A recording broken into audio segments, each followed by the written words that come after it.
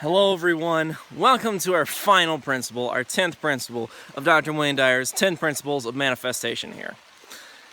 It's a sad ending as we're, ending the series and all, but also a new beginning as we go on to more series and such. At least for me. Maybe you guys are just watching these all at once, maybe like one by one, maybe this is your first video, who knows. But to me, it's the end of the series, and so there we are. Principle 10. And Principle 10 here is another wonderful principle, the idea that the ancestor of every action is a thought. Because thoughts lead to our beliefs lead to our expectations lead to our actions lead to our results. So if you want to change your actions, the fruits of your labor, you really have to go back and change your thoughts in order to change your beliefs. Now he says a lot in this one, the idea that our thoughts are really up to us and that they all have such an energy. There is an energy to every thought that either empowers us or disempowers us. And this is wonderful, okay? I absolutely believe in this because I have this fear-love dichotomy that I've explained in my other videos, that really every thought has a root in either love or fear. Fear disempowers us, love empowers us. And he says that it's wrong to ever make a child feel shame, to make, these kids not believe in themselves, to make them feel guilty. And this is absolutely right. This is a huge cause of a lot of what teachers and parents do to kids these days, of making them anxious, upset, depressed, all that kind of stuff. I would say that's a huge cause, all this pressure that's being put on these kids that makes the age of depression and age of anxiety really descending and massively increasing. Because I know so many brilliant people my age who have anxiety, who have depression. And I was somebody who went through both of those kind of things at an early age in teenage years. So I can tell you that this happens to so many people because I had overexposure to guilt. I was thinking guilty thoughts every single day. I was feeling so bad about everything I ever did, like all the time. And this really drove me to the edge. So I can tell you that getting rid of guilt is a brilliant thing. Watch my videos on doing that because that's 100% worth it. But this isn't just about guilt, so I don't mean to get too sidetracked on that one. I just want to tell you that it really is the case where your thoughts really change your reality. Now this seems so not like the case. People are like, oh, I can only achieve success when I actually do it.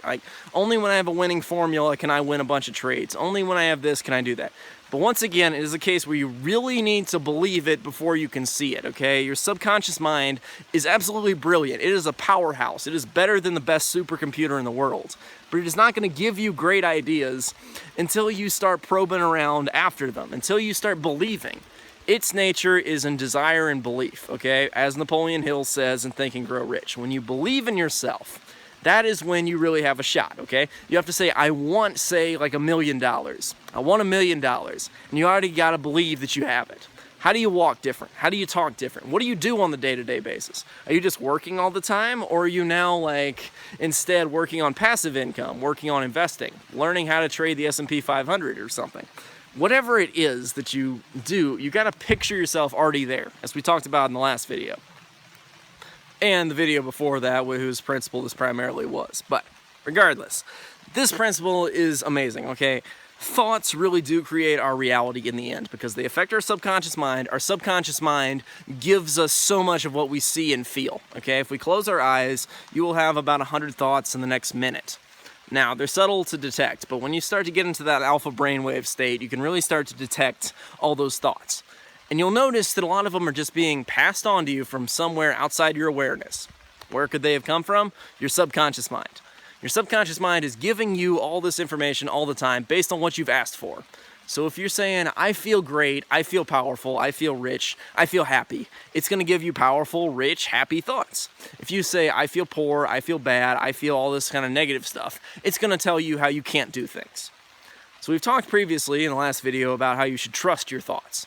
In this one, we're saying you can actually change your thoughts. The process of meditation, the process of working on that affirmation, all this kind of stuff that I've talked about on my channel, that I have videos for, all this kind of enlightenment material really comes back to just changing your thoughts. If you can change your thoughts, you can change your reality. No matter where you are starting at, okay? No matter if you're in the 1%, no matter if you're in the bottom, 99% here, wherever you are, no matter where you are in the world, if you're in the first world, if you're in the third world, regardless, okay, you can really start to change your life. I mean, Maslow's hierarchy of needs, obviously get food before anything else, but once you get going on this, you can change your life by simply changing your thoughts, okay?